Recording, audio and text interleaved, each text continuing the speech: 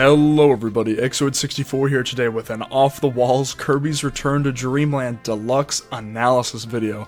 I can't believe those words just came out of my mouth. If you've been living under a rock, this morning's Nintendo Direct revealed that as a part of Kirby's 30th anniversary, HAL Labs announced a remake of Kirby's Return to Dreamland.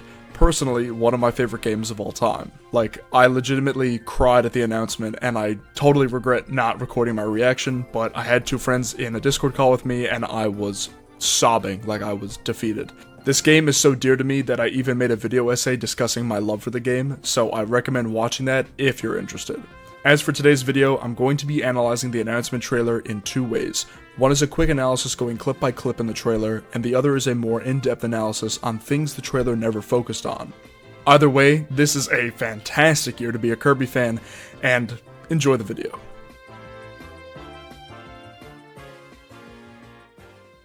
Starting off with the clip-by-clip analysis, we open the trailer up with the title screen, and as we can see already, it's using an entirely new graphical engine. There are outlines on the characters, the models look smooth, everything is just fantastic. DDD is actively using his Forgotten Land model, which is more in line with his model from Crystal Shards as well, and all of the player models look like they're taken from Forgotten Land, which is a huge improvement. Quickly, I'll talk about the logos here compared to the North American release and the Japanese release, both from the original versions on the Nintendo Wii.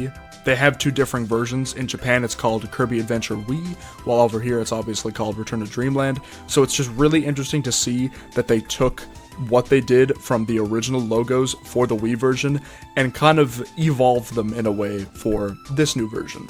It seems like the cutscenes still use the storybook format, which is fantastic. The cutscenes also look completely remade from the ground up, but obviously still use the same animations to save on development time. They also look like they're being rendered in 60 FPS, which is, like, crazy. And alongside the new graphical engine, when we're talking about frame rates, the game itself seems to be running natively 60 frames compared to the Wii version, which was locked at 30 FPS. There's a brand new copy ability that was for some reason included in this deluxe package called Mecha. It's the Mecha copy ability. Now, two theories I have with this is that it could be given from this enemy shown in the Kirby GCN concept art, but it's unlikely. I more so think it could be given from Metal General, which is a boss in Egg Engines. But we see gameplay of Kirby using the Mecha ability a lot earlier in the game, which leads me to believe it could be this unused enemy. The game features local 4-player multiplayer just like the original couch co-op. You can play as DDD, Meta Knight, Bandana D, and different colored Kirbys. Next up is the sub-games. Ninja Dojo returns, but we have no footage of scope shots shown off. A new sub-game called Magolor's Tome Trackers was shown off as well.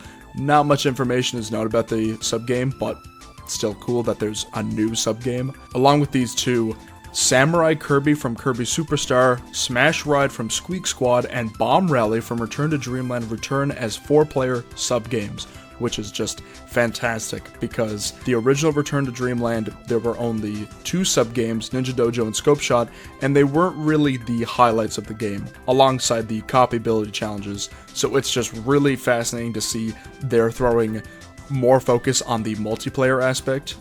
And finally, the release date for the game is February 24th, 2023, which, it's not that bad, but I would still like to play this game a lot earlier. Moving on to the large-scale in-depth analysis, here's the part where I'm gonna go fucking crazy with the analysis and, expect fangirling and shit, so if you want to stick around for that, then be my guest. First of all, why does this game look so damn good? Like, I need to gush over the visuals and the graphics right now, because it is just like, you look at the Wii version, and you look at the Switch version, wow. In terms of the game itself, we can absolutely expect every game mode to return. Story mode, extra mode, the arena, and the true arena should all technically return.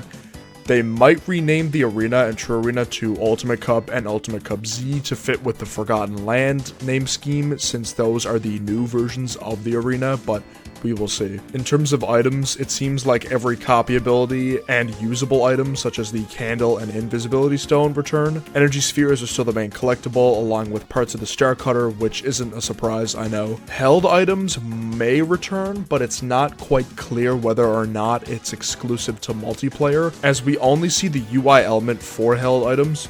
displayed during multiplayer segments in the trailer, and we don't actually see it in single player, so I guess we'll see as time goes. It seems like super copy abilities all get a brand new intro animation when you inhale it, and it looks fantastic.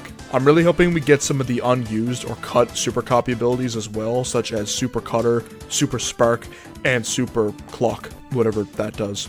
The final thing I want to talk about is this Magolor Castle or amusement park. This is present in the background of the title screen and on the box art, so it's clearly a main focus for this remake.